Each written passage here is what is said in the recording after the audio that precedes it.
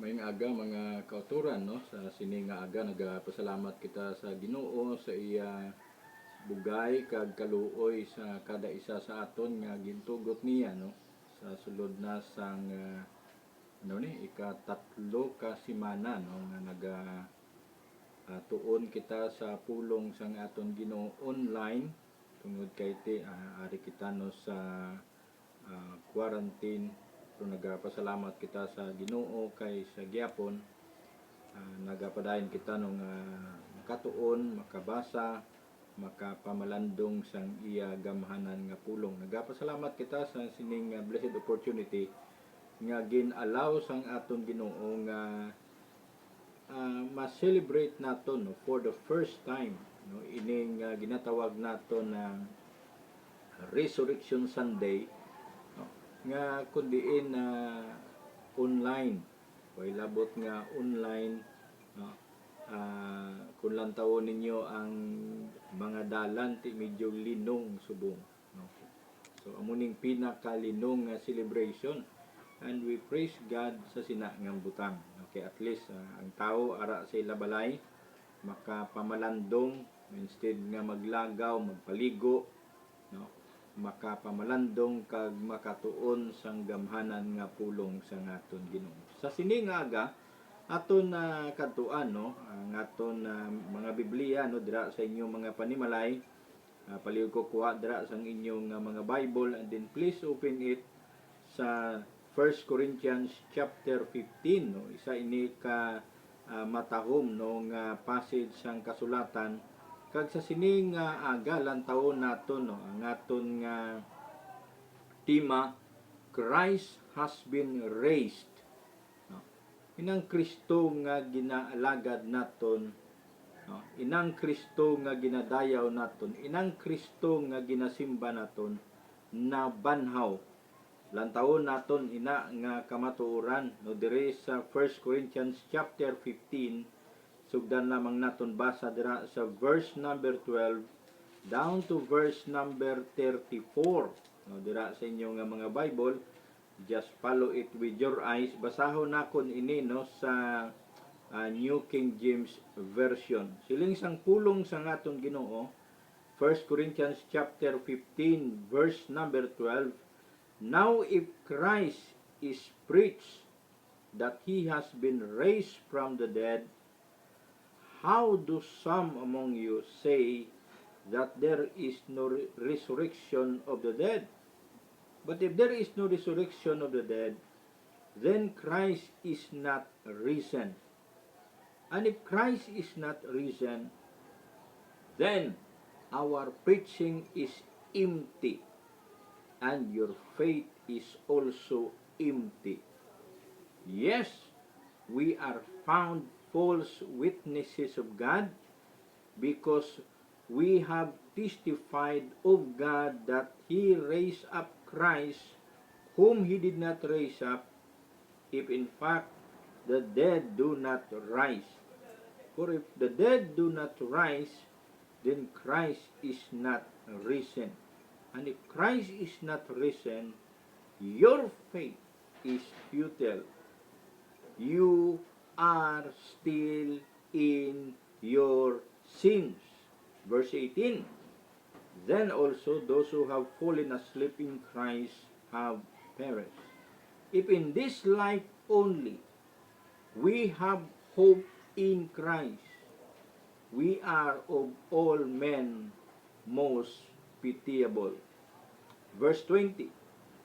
But now Christ is risen from the dead and has become the first fruit of those who have fallen asleep. For since by man came death, by no man also came the resurrection of the dead. For as in Adam all die, even so as Christ all shall be made alive, or in Christ all shall be made alive. But each one in his own order, Christ the first fruit, afterward those who are in Christ at his coming. Then comes the end. when He delivers the kingdom of God the Father, when He puts an end to all rule and all authority and power. For He must reign till He has put all enemies under His feet. The last enemy that will be destroyed is death. For He has put all things under His feet. But when He says all things are put under Him, it is evident that He who put all things under Him is accepted. Now, when all things are made subject to Him, the Son Himself will also be subject to Him who put all things under Him, that God may be all in all. Verse 29. Otherwise, what will they do who are baptized for the dead? If the dead do not rise at all, then why then are they baptized for the dead? And why do we stand in jeopardy every hour? I affirm by the boasting in you which I have in Christ Jesus our Lord, I die daily. If in the manner of men I have fought with beasts at Ephesus, what advantage it is to me? If the dead do not rise, let us eat, drink, for tomorrow we die. Do not be deceived. Evil company corrupt good habits. Verse 34, the last. Awake to righteousness and do not sin. For some do not have the knowledge of God. I speak this to your shame. May the Lord bless us as we read, as we study His Word sa sininga aga. Magapangamuyo kita. Ginoo, nagapasalamat kami sang imo bugay kag kaluoy. Salamat sang imo kaayo. Salamat o Ginoo sang imo katutom. Salamat kay ang imo pulong wala, Lord, mahigtan. Wala na quarantine sa likod sang sining sitwasyon namon. Salamat kay gintugot nimo sa imo pagkagamhanan nga padayon kami nga makatuon sini. Salamat sini nga bugay. Kaluoy kami Ginoo nga ining mga kamaturan nga amon pagatun-an. Labi na gid Ginoo ang mga kamaturan na hanungod sa imo pagkabanhaw will encourage us. Nga sa likod sining mga kabudlayan nga amon ginatubang, there is hope in Jesus Christ. Maluoy ka Ginoo, bugayi kami sini nga aga for the glory of Christ our Lord. In Christ's name we pray. Amen. Kung naton lang tawon no ining 1 Corinthians chapter 15, it is so common kagti almost every year ginabalikan ini, labi na gid during Resurrection Sunday ginalantaw naton ini, tipik-tipik naton no, ginapamalandungan naton ining mga kamatuoran nga diri. No, but if we're going to look at the context, no, kung magsugod kita dito halin sa verse number 1, no, down to verse number 11, no, bago ining verse number 12 nga atong ginbasa pakadto dira sa verse number 34, si Apostol Pablo no naghimo sang ginatawag naton na defense, no, sining ginatawag naton na pagkabanhaw ni Kristo. Kay ti kun aton lang tawon ang mga taga Corinthians, we're asking or we're actually arguing, mamangkot sila or ga-argue sila that there was no such thing as resurrection from the dead. Sila nga ti way man niya pagkabanhaw, no? So way na iya pag mapatay ti wala na no? So kung imo balikan ang verse 1 to 11, no, sa maayo, no, matahom nga pagplastar sang kamatuoran, no, kag ginpakita dira no ni Apostol Pablo, no, ang centrality of the resurrection kag ang iya historicity sini, no? Dira na ginpakita ni Apostol Pablo nga ini nga butang ang pagkabanhaw is true, reliable, dependable in a very positive manner. Gwapo nga pagplastar ni Apostol Pablo historically, gwapo nga pagplastar ni Apostol Pablo ang centrality, no? Ang pagka-importante sining ginatawag naton pagkabanhaw. But this morning, we are going to look at verse number 12 down to verse number 34, no? Kag sa ginsiling ko na lantaw naton ina nga kamaturan, no? That our Christ, my Christ has been raised. He has been raised, no? Kag sa ginsiling ko na ano gina ka-importante, no? Ining pagkabanhaw sa ngaton Ginoo. Ano ina ka-importante sa kada isa sa aton? Ano ina ka-importante when it comes to the Christianity? No? Ining pagkabanhaw, no, sang aton Ginoo. Why we need to study it? Why we need to meditate on it? No? Especially, no? Sa tion nga kaangay sini nga nagaatubang kita sang ginatawag kabudlayan, no? So aton ina isa-isahon, no? Mga may tatlo kita ka points nga lantawon, no, sa sini nga aga nga ini nga mga kamaturan. It is my prayer by God's grace and mercy sa kada isa sa aton may dako gid nga epekto, no, sa aton pagkabuhi this day onward till the day nga kwaon kita sang Ginoo sa sini nga kalibutan. Una, lantawon naton ang mga pitiable, no, katahumbalan, no, sang gingamit ni Apostol Pablo, no.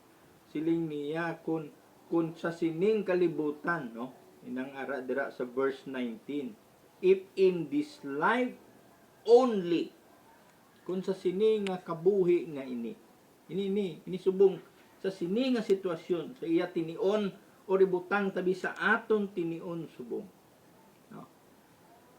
Ang aton paglaom ara lang sinang Kristo nga ina, nabutang sinang Kristo nga ina, no? Siling ni Apostol Pablo, then we are of all men, no, most pitiable, makaluluoy, no? Makaluluoy. Ang isa ka tinaga, no, sa tinaga nga pitiable, miserable. Kita ang pinaka miserable, no? Ano ining mga miserable nga konsekwensya, no? Kung halimbawa tuod, no, kung ang aton Diyos wala na banhaw, no, ano ang effect sini sa aton mga kabuhi? May apat kabutang kita nga lantawon sa idalom sina, no. Una, lantawon naton ang nga implication sa mga manugwali, no, sa aton nga mga pastors, ha? Nung siling dira ni Apostol Pablo sa 1 Corinthians chapter 15 verse number 14, and if Christ is not risen, then anong siling niya? Our preaching is empty. Our preaching is empty. No? Grabe, no? Nga tinaga inang word nga empty ang but isiling, no? Way pulos, way unod, no? Vain or halo, no? Wala blanco, way gid sing unod, no? Munang gingamit ni Apostol Pablo. Di ko na ato na siya abi kwaon, no? Ang but isiling kung halimbawa inang Dios, no, nga ginaalagad naton patay, anong pulos sang aton pagwali, anong pulos sang aton pagbaka-baka, tudlo sining nga mga kamatuoran kay indi mani gali tuod. No? Kung ining kamatayon o pagkabanhaw ni Kristo is hindi manggali realidad, no? Siling ni Apostol Pablo, ang imo ginahambal is meaningless. Meaningless. No? Di kun ibutang sa nibi sa personal naton nga paglantaw, no, kita nga mga pastor, ang simple nga tinaga sini nga uyangan ta nga mag-uyang tabi sang aton oras, no, sa pagtuon sa pagwali sa isa ka butang nga empty, sa isa ka butang nga halo, sa isa ka butang nga way pulos, no. Muna nga siling ni Apostol Pablo, we are of all men pitiable. Why? Because what we are doing is empty. No? Kung ano man ang imo ginahimo, no, it is a waste of time if Christ is not risen. That's why pag abot sa verse 15, siling ni Apostol Pablo, kaya nami sinang tinaga dira, yes, yes, and we are found false witnesses of God, because we have testified of God that He raised up Christ, whom He did not raise up. No? Ang buti siling kung gawali kita, gasugid kita, nga ining Kristo, nga ginaalagad ta, buhi, pero ang realidad gali patay siya, siling ni Apostol Pablo, then we are false witnesses. False witnesses. Baw kasubo, no, nga realidad, no, kung wala mabanhaw si Kristo, no. Buti siling kung wala nabanhaw ining Kristo nga ginaalagad ta, it is high time for us to stop worshiping, no. Hindi na kinanglanon magpadala pa ta sang missionary, mag-support sang missionary, hindi na kinanglanon mag-church plant kita, hindi na kinanglanon i-share ang aton faith. Huh? Why? Because it is only a waste of time. That's why siling ni Apostol Pablo, ka miserable kung wala na banhaw si Kristo. No? After all, what we are doing is a waste of time. So, munang implication, no, sa aton nga mga manugwali. Second one, implication for the hearers. Kung para sa amon nga mga manugwali, ang implication is this: what we are doing is a waste of time. Sa imo naman niya manugpamati, ha? Kung kada Domingo o sa imo sa sini nga aga nagpamati kada subong, kung si Kristo wala mabanhaw, ano ang implication sini para sa imo? Siling sang verse number 14, balikan naton. And if Christ is not risen, then our preaching is empty, and you hearers, you Corinthians,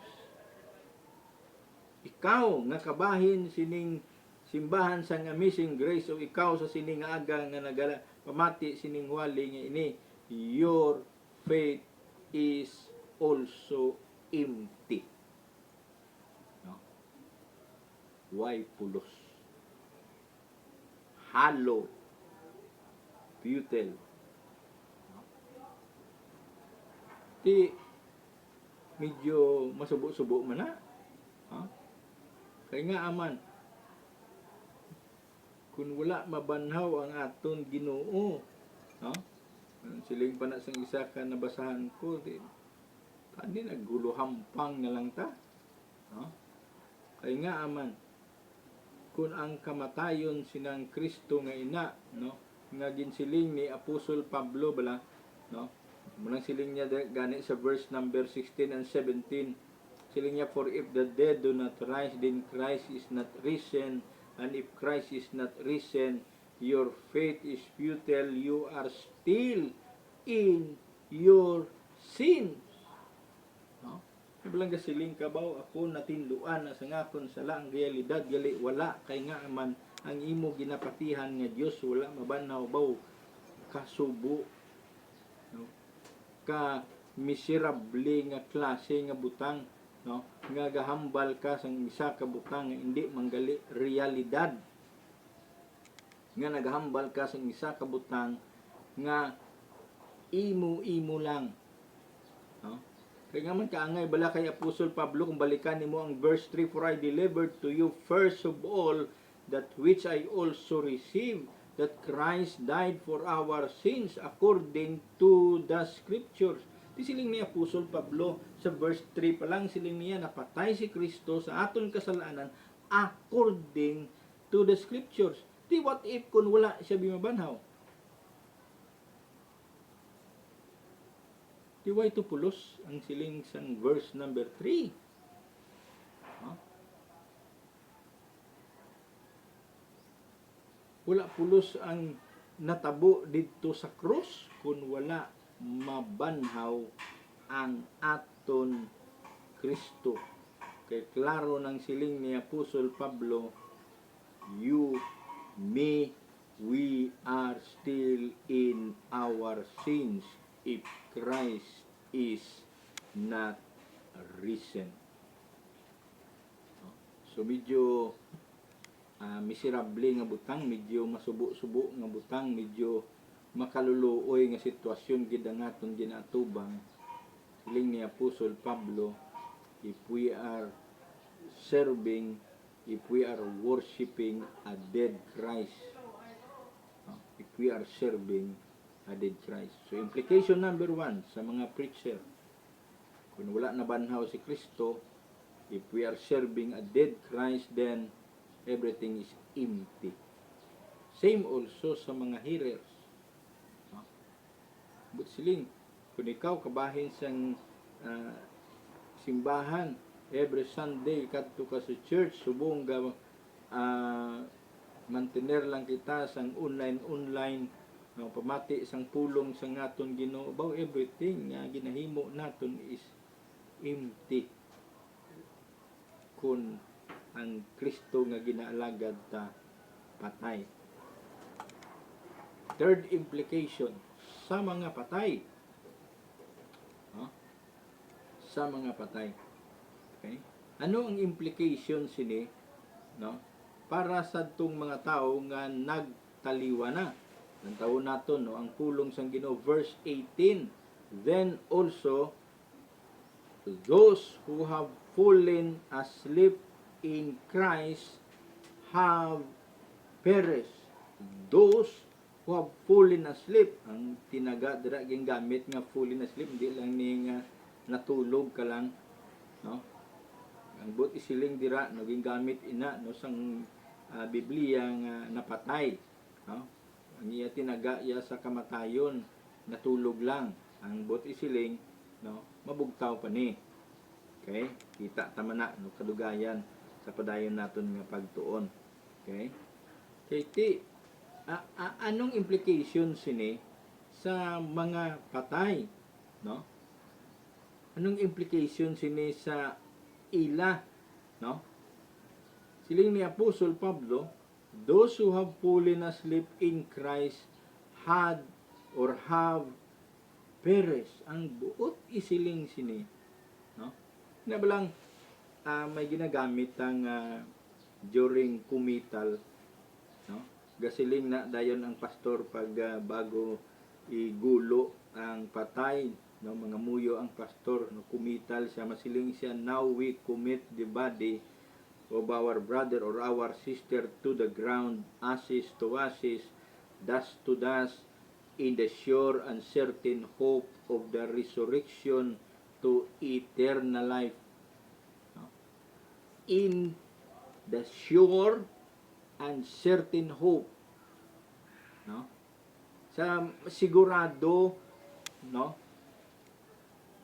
kag matabugid, no, nga pagkabanhaw, galaom sinang pagkabanhaw nga ina, no, siling niya sa sinang kumital nga ina to eternal life, nga ining nagtaliwan, ining napatay, no, sa tinion sa ngaton Ginoo, Yes, ang iya kalag mapauli sa iya manunuga ning iya lawas, no, temporaryo nga ti ara dira, no, sa iya lulubngan madunot kag magahulat sa tung adlaw, no, nga ipasag-uli sang Dios, no.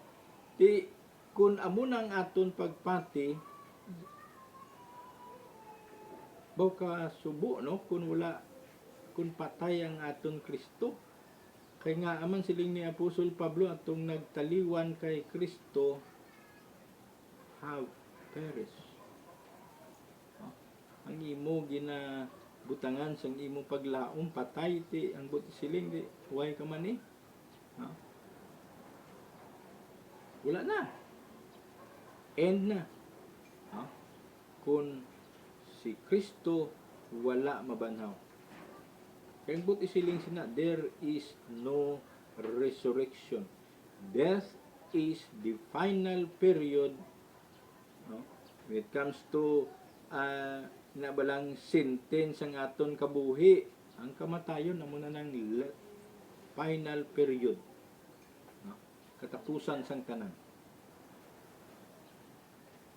If Christ is not risen, munang konsekwensya, no? Kung patay si Kristo, no? Sa mga manugpangabudlay, ang atong ginahimo is empty. Sa imo nga nagapamati, empty.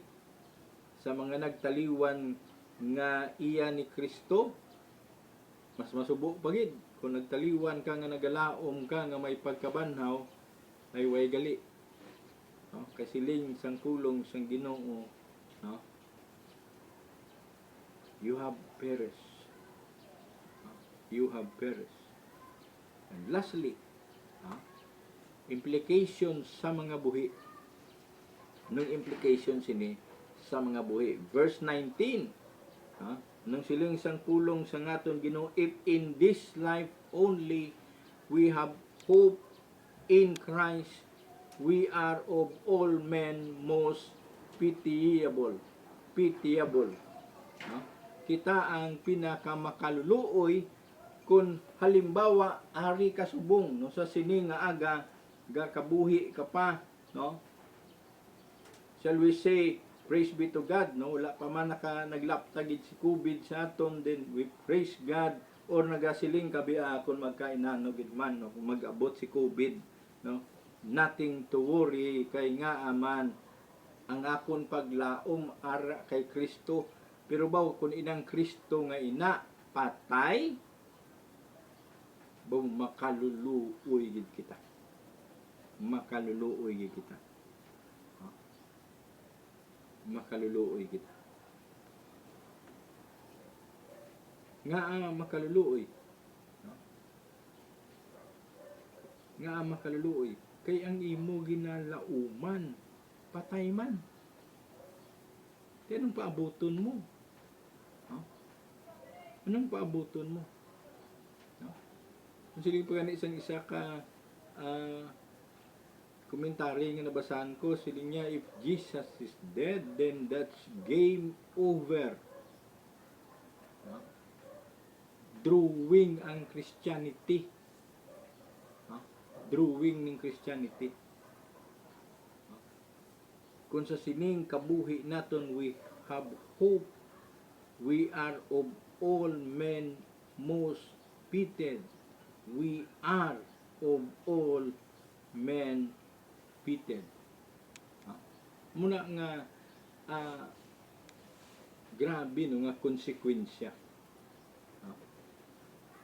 Miserable makaluluoy nga mga konsekwensya ang aton atubangon kung si Kristo wala mabanaw. Kung gaalagad kita sang isa ka patay nga Kristo. Patay nga Kristo.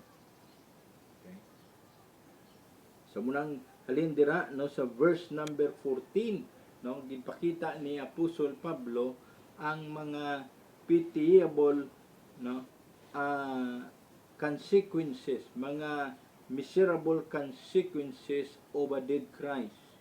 No? Pag-abot sa dalom, no, makita ta naman dayon, no, ang mga precious consequences. Kung dito sa babaw ginsiling ni Apostol Pablo amuning masubo, miserable, makaluluoy nga sitwasyon kung patay si Kristo. No? And then pag-abot din na sa dalom, verse number 20, pakadto sa verse 28, may contrast dira. No? Kung ato sa babaw, siling ni Apostol Pablo, kung patay ining Kristo, baw, amuning aton alatubangon. Mga butang nga masubo, miserable, kag makaluluoy nga sitwasyon gid. Ara kita sa sitwasyon kung wala na banhaw o kung patay si Kristo. Pag-abot sa verse 20, ano naman ining mga precious consequences of the risen Christ? Ginsiling ko na, kung balik ka to sa verse 1 to 11, historically, no, ginplastar ni Apostol Pablo clearly, no, nabalang maayo nga pagplastar ini nga maayong balita nga ini, that Christ is risen from the dead. He is risen from the dead. Now, ano ang mga matahom nga epekto, resulta sini, no, sa kada isa sa aton, no, kay buhi ang Dios nga aton ginalagad. May tatlo kita katinaga nga lantawon nga makita naton dira, no, halin sa verse 20, no, down to verse number 28, no, aton ni isa-isahon nga mga tinaga kay kakatahom bala sini nga mga tinaga, no. Una, makita naton dira, no, sa verse number 20, siling ni Apostol Pablo, but now Christ is risen, no, from the dead and has become the first fruit of those who have fallen asleep, no. Ang unang epekto gingamit ni Apostol Pablo inang tinaga nga first fruit, no, sa verse number 20, no, has become the first fruit of those who have fallen asleep. Ano ning tinaga nga first fruit, no? Ang meaning niya is the sample, the representative sample of the greater whole that is inevitably coming in its wake. Sa Hudiyo, no, may ara sila first fruit nga ginahimo, no. Kung balik ka to sa Old Testament, Leviticus chapter 23 verse 10, hindi ni but isiling sa klase nga first fruit kay subong may gina-practice nga first fruit nga when it comes sa offering, no, may mga churches nga gina-practice nga magsiling sila first fruit, ang una mo gid nga sweldo ihatag mo sa simbahan. Pero kung nimo lang tawon ang practice ng mga Hudiyo sining first fruit nga ini, kung magbalik ka to sa Leviticus chapter 23, kay almost ang bilog gida nga chapter 23 nagatalakay sina, pero kwaon ta lang, no, ang verse 10, siling niya, speak to the children of Israel and say to them, when you come into the land which I give to you and reap its harvest, then you shall bring a sheaf of the first fruit of your harvest to the press. Sa mga pare, dalon nyo na to. Ang bot isiling first fruit, kung nantaon nimo ang ginahimo sa mga Hudiyo, halimbawa, isa ka ektarya nga humay, no? Pag siling first fruit, no, makuha sila sang first fruit, hindi nga ubuso nila ang isa ka ektarya. Hindi. Makuha sila dira, part sinang isa ka ektarya, no? Makuha sila sang inog halad nila. No? Makuha sila dira. No? So, Maharbis sila, dalon nila dito sa mga pari, part sinang 1 hektar. Yan ina. No? Bago nila harbison, ihalad nila to anay, bago nila harbison ang kabug-usan nga ini, ning 1 hektar nga humayan halimbawa. No? Amo nang buot isiling sinang first fruit nga ina, no? Atong imo ginharvest gindala mo to, no? As representative sample sining imo isa ka hektarya, sample sining imo gin halarbison. Bago mo ni harbison, kwa ka na isang sample, dalon mo to as part sang representative. Amo ning naga-represent sining kabilugan sining akon harbison. Amo na ang buot isiling sinang first fruit, no? So kung naton siya ibalik, no, ang pagkabanhaw ni Kristo, ang buot isiling ni Apostol Pablo, no, si Kristo is the representative of the greater harvest of the resurrection, no, nga magadason, no? Kita nyo na nga butang, no? He is the representative, no, sinang greater nga harvest that will follow, no? Nga inang dason sina kun ining Kristo nga inibuhi na banhaw, ang madason sina, no? May pagkabanhaw man, no? Inevitably, no? Inevitably there is certainty to it, no? Matabo ginaya, no? Mabanhaw man ni sila, no? So mo nang pinakanami, no, nga kamatuoran nga matahom naton nga dumdumon, no, sa aton mga kabuhi, no? That this Christ who is risen, no, kuanang ni, no,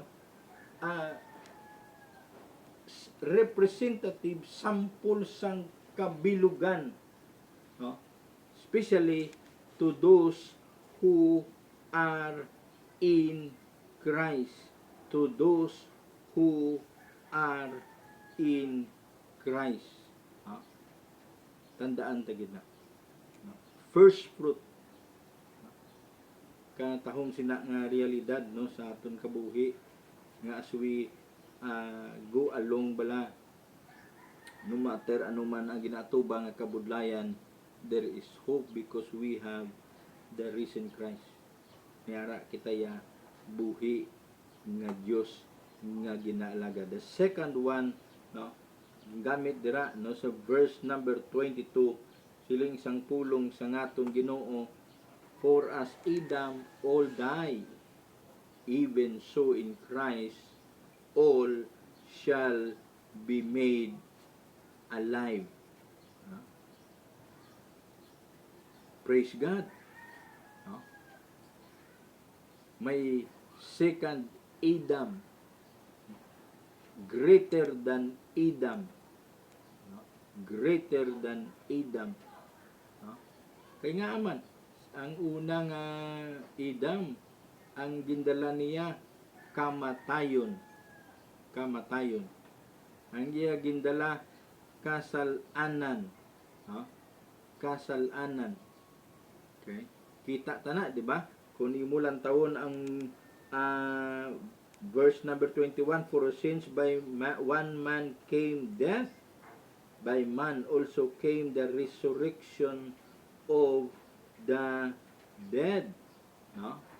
Kung imulan taon naton dira sa verse number 22, even so in Christ shall be made alive. For as in Adam all die, sa kay Kristo all shall be made alive. No? May isa ka kanta nga permita na ginakanta bala ng because he lives, no?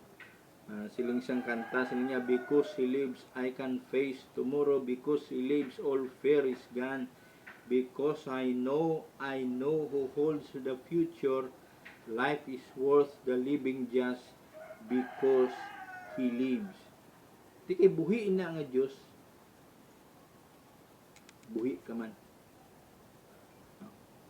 Kakabuhi kita sinang Diyos nga na, no? Munang siling sang ambahanon, life is worth the living just because He lives. Kung sapan pa, only Christ is the safest refuge. Siya lang, siya lang ang pinaka-safe na talaguan naton because Christ is risen. Christ is risen. That's why importante ang pag-re-examine sang aton status, sang aton standing. Are we in Adam or in Christ? Kumusta? I hope and I pray we are in Christ, the second Adam, because that Christ is risen. Inang Diyos nga nabanhaw, no? Then there is glorious life, no? There is a glorious life. Sini nga kabuhi bindog atubang kita sang kabudlayan and the life hereafter. We have hope because in Christ all shall be made alive. No? Unang beauty sa aton standing sinang Kristo nga we are made alive. We are made alive. No? First fruit, tungod kay si Kristo is just, no, sample, representative, no? Kay buhi ni siya, there is resurrection sa mga iya may kasiguraduhan na matabo gina. No? Kung ang first Adam all die tungod sang sala, apang sa kay Kristo, Christ shall be made, or all shall be made alive. Baw katahom nga kamaturan. If you are in Christ Jesus. If you are in Christ Jesus. Tandaan tagid na, no? And lastly, kita naton sa verse 24 down to verse number 28, kung nantawon naton ina, no? Pag-abot sa last days, no? Ginalantaw ni Apostol Pablo, no? Ina nga realidad, no? Ano naman niya ang epekto sina, no? Siling ni Apostol Pablo, verse 24, then come to an end when he delivered the kingdom of God the Father, when he puts an end, no, to all rule and all authority and power, no? Verse number 25, for he must reign till he has put all enemies under his feet, no? And then verse 26, the last enemy that will be destroyed is death. Ginakadlukan ta na, pero siling ni Apostol Pablo, it will be destroyed. No? It will be destroyed. Verse 27, for he has put all things under his feet, but when he say all things are put under him, it is evident that he who put all things under him is accepted. Now when all things are made subject to him, then the Son himself will also be subject to him who put all things under God, who put all things under him, that God may be all in all. No? Kina-drawing ni Apostol Pablo, no? Inang matabo sa katapusan when Christ come, no? Ginapakita niya kung ano ng sitwasyon nga idra, no? Siling ni Apostol Pablo, no? Everything, no, will be destroyed. Every role, every authority, every power siling ni Apostle Pablo will be put under him, under his feet. So when he come back, he will take the church to glory and he will judge the world in righteousness. Pag-abot sa verse 25, kung imulang taon, he will reign. Christ will reign. Christ will reign. Kung imo na lang taon ang inang verse 24 to 28, gusto ni Apostle Pablo nga pukawon. Inabalang kaangay sa tinaga nung naging gamit ni John no, sa katapusan sang Book of Revelation. Sila niya, even so, no, come, Lord Jesus, come. Ngayon na balang may ina nga lunging manginyara man sa aton nga may dapat may amo kita na nga lunging because we are serving the risen Christ. As we look forward sa sa debate pa sa mga teologyan o labi na sa nagalantaw sa kakatabo subong, no, may mga naga-discuss na sang one world government, may lantaw na nga this is now the last day, no, sang gasugod pa lang gani ining COVID-19, no, sang galantaw po sa TV damo kagadamo na ang patay pangunao na ako'y nako basi amo na ni, no, ang gasiling gani ko ngay nako basi gapaabot na lang ko nga may matindog bakag magsinggit I am the Christ, no, kag pagabanhawon niya ni bi ang mga ayuhon niya ning gamasakit, no, because kung imo sa lang taon ang senaryo daw lang wala taga siling amo na gid ni, no, daw katapusan na sang tinion. But for us who are serving, no, the King of Kings, the Lord of Lords, no, I hope we will long for this, that we will see the risen Christ. We will long for that. No? Long for that day. No? Gusto ni Apostle Pablo, it will happen sa aton mga tagipusoon, no, nga nabraghandom mo naton ining Kristo nga ini, no, handom mo naton nga, no, sa likod sining tanan nga ginaatubang naton, we have hope sining buhi nga Dios. Our hope, no, ara sining buhi nga paglaom nga amo si Kristo. Nga amo si Kristo. So anong mga practical consequences ini nga mga butang as we follow the risen Christ? Sa imo, sa akon nga nag-aalagad sining buhi nga Dios, what are the practical consequences nga makita naton sini? Una, no, Christianity is full of meaning. No? Hindi uyang ang Christianity. Nabalang ang kaluwasan nga naangko naton kung lang taon na nimo dira ang gingamit bala sa pulong sa aton Ginoo, no? Verse number 29 medyo ginadebatihan ina, no? Ginadamo-damo sang interpretation kung ano ginadira ang buot isiling, no? Pero kung imo sa lang taon naghahambal siya sang kaluwasan, no, ang iban nga side gahambal man nga this is about this sacrament o baptism, no.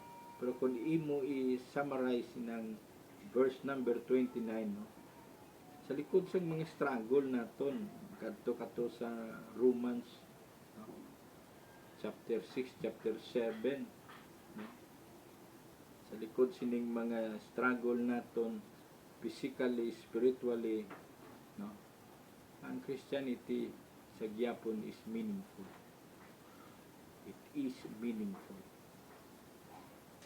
Wala kaya nalagpatan lang sa bugay kag kaluoy siyang Ginoo naangkon tani nga estado sa iya bugay kag kaluoy sa aton kabuhi, no, di niya palagpat.